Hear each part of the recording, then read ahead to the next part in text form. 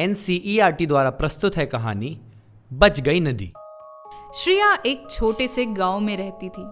गांव से होकर एक नदी बहती थी, जिसके किनारे पर वह अक्सर अपना समय दोस्तों के साथ खेलने व मछली पकड़ने में बिताया करती थी। एक दिन किनारे पर खेलते हुए श्रेया को नदी में कुछ अजीब सा दिखाई दिया। बाबा, नदी में ये क्या बह रहा है? बेटे, फैक्ट्रियां अपना कचरा नदी में बहा रही हैं। कैसा कचरा? बची हुई वे चीजें जो इस्तेमाल में नहीं आती, उन्हें फैक्ट्रियां नदी में बहा देती हैं। इससे नदी का पानी तो गंदा होता ही है, साथ ही नदी में रहने वाली मछलियां और अन्य जीवों का जीना कठिन हो जाता है। साथ ही इस पानी को पीने से लोग बीमार भी पड़ जाते हैं। तो हम फैक्ट्री वालों से कहेंगे कि वे अपना कचरा नदी में ना डालें। वे हमारी क्यों सुनेंगे बेटी? लेकिन इस तरह तो हमारी नदी और ज्यादा गंदी हो जाएगी। इस बात से परेशान श्रेया के मन में आया, अब मैं बचाऊंगी अपनी नदी को। श्रेया इस समस्या को लेकर अपने दोस्तों के पास पहुंची। हमें नदी के पानी को गंदा होने से बचाना होगा, नहीं तो सभी मछलियां मर जाएंगी और हम सब बीमार हो जाएंगे। लेकिन हम क्या कर सकते हैं? हम गांव के सभी लोगों से बात करके उनकी मदद ले सकते हैं। हाँ, चलो चलो सबसे बात करते हैं। कौन है? मैं श्रेया। नदी का पानी बहुत गंदा हो रहा है। तो इसमें मैं क्या कर सकता हूँ? एक बार हमारी बात सुन तो लीजिए।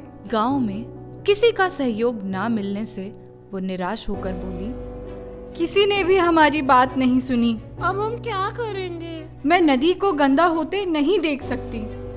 मैं कुछ तो जरूर करूंगी। याद आया, दीदी ने कहा था कि पत्र लिखने से बदलाव आता है। श्रेया ने विधायक, फैक्ट्री मालिक, प्रधान, मुखिया, अखबार, मुख्यमंत्री जी को पत्र लिखा। गांव में मौजूद फैक्ट्री के कचरे से नदी का पानी प्रदूषित हो रहा है। हम सब नदी के पानी पर निर्भर हैं और इस प्रदूषित पानी से हमारा गांव कठिनाइयों का सामना कर रहा है। आपसे निवेदन है कि हमारी नदी को बचाने में हमारी मदद करें। धन्यवाद। मुझे उम्मीद है कि यह पत्र बदलाव जरूर लाएगा। धीरे धीरे गांव के बहुत से लोग बीमार पड़ने लगे। भैया, सर्दी और बुखार की दवाई दे दीजिए। अरे रचना बेटी, कौन बीमार है घर में? नमस्ते चाचा, ऋषभ बीमार है। कुछ उल्टा सीधा खाया था क्या उसने? नहीं चाचा, डॉक्टर ने कहा कि यह सब दूषित पानी पीने के कारण हुआ है। अच्छा, तुम्हें पता है पिछले कुछ दिनों में गांव के कई लोग इस दूषित पानी को पीने से बीमार हो गए हैं। हमें पहले ही श्रेया की बात मान लेनी चाहिए थी। अभी भी देर नहीं हुई है। सभी लोग श्रेया के घर जाते हैं। नदी का दूषित पानी पीकर पूरा गांव बीमार पड़ रहा है। अब हम भी तुम्हारा साथ देंगे श्रेया। हाँ, हमें समझ आ गया है कि नदी को बचाना कितना जरूरी है। ठीक है, तो हम सभी मिलकर हस्ताक्षर अभियान शुरू करते हैं। नदी को बचाओ, नदी को बचाओ, नदी को बचाओ। प्रधान चाचा, ये लीजिए और हमारी नदी को बचाने में हमारी मदद कीजिए। कलेक्टर ने आदेश दिया।